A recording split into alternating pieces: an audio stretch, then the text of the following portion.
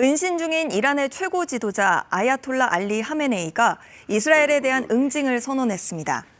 하메네이는 현지 시각 18일 새벽 소셜미디어 X 계정에 테러범인 시오니스트 정권에 강력한 대응을 해야 한다며 우리는 시오니스트들에게 자비를 베풀지 않을 것이란 글을 올렸습니다. 시오니스트는 이스라엘에 대한 적대적인 표현입니다. 하메네이는 또 영어 게시물 외에 페르시아어로 하이다르의 고귀한 이름 아래 전투가 시작됐다는 글도 올렸습니다. 하메네이는 지난 13일 이스라엘의 기습 공습 이후 지금까지 모습을 드러내지 않았습니다. G7 정상회의 일정까지 하루 단축하고 급거 귀국한 트럼프 대통령이 국가안보팀을 소집해 1시간 넘게 회의를 열었습니다. 미군을 동원해 이란의 핵시설을 타격하거나 이스라엘과 이란 충돌에 미국이 직접 개입하는 방안이 중점 논의된 걸로 보입니다. 미 CNN 방송은 복수의 정부 소식통을 인용해 트럼프 대통령이 미군 자산을 활용해 이란 핵시설을 공격하는데 점점 긍정적인 입장을 보이고 있으며 외교적 해법에는 냉담해지고 있다고 전했습니다. 인터넷 매체 악시오스도 트럼프 대통령이 이란의 핵시설, 특히 포르도 지역에 있는 지하 우라늄 농축시설에 대한 공격을 진지하게 고려하고 있다고 보도했습니다. 트럼프 대통령이 어떤 결단을 내렸는지는 아직 전해지지 않고 있습니다. 다만 이미 휴전보다는 진짜 끝을 원한다며 자신의 목표를 명확히 했습니다. What are you looking for here? And then a real end, not a ceasefire. And then 트럼프 대통령은 또 자신의 소셜미디어에 잇따라 글을 올리며 이란의 무조건 항복을 요구하기도 했습니다. 이란의 최고 지도자인 하메네이를 향해 어디에 있는지 정확하게 알고 있다. 쉬운 목표물이라고 경고하며 인내심이 점점 바닥을 드러내고 있다고 압박했습니다.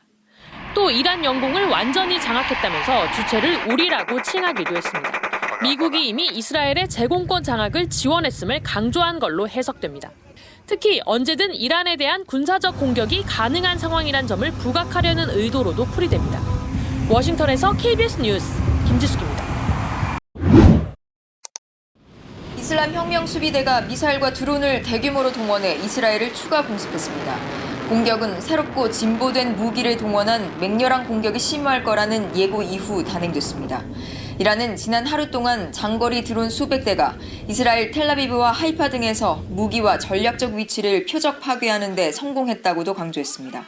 عملیاتی که تاکنون اجرا شده صرفاً هشدار برای بازدارندگی بوده است و عملیات تنبیهی به زودی اجرا خواهد شد. 전날 방송국 건물이 공격당한 이란 국영 IRIB 방송은 이스라엘 N12와 N14 방송에 대피 경보를 발령했다며 보복을 경고했습니다. 이란이 새로운 공격을 발표할 때마다 이스라엘은 즉각 반박했습니다. 이란 발사 탄도미사일이 포착되지 않았다거나 날아온 미사일은 10기도 안 됐다고 밝힌 겁니다. 이스라엘은 또 이란 미사일 사령부에 대해 대규모 공격을 가했다고도 밝혔습니다. לפני כמה שעות, כ-60 מטוסי קרב של חיל האוויר יצאו לגל תקיפה נרחב בלב איראן, נגד אתרי שיגור של טילים איראנים המכוונים למדינת ישראל. 이런 가운데 미군이 중동에 대한 전력 배치를 강화하며 F-35 전투기 등을 추가 배치하고 있다고 로이터 통신이 미군 당국자를 인용해 보도했습니다. 이란의 드론과 미사일 등을 요격하기 위한 방어적 성격이라고 설명했습니다. 한편 국제원자력기구 IAEA는 이스라엘의 공습으로 이란의 나탄즈 지하 우라늄 농축시설이 피해를 입었다고 처음으로 공식 인정했습니다.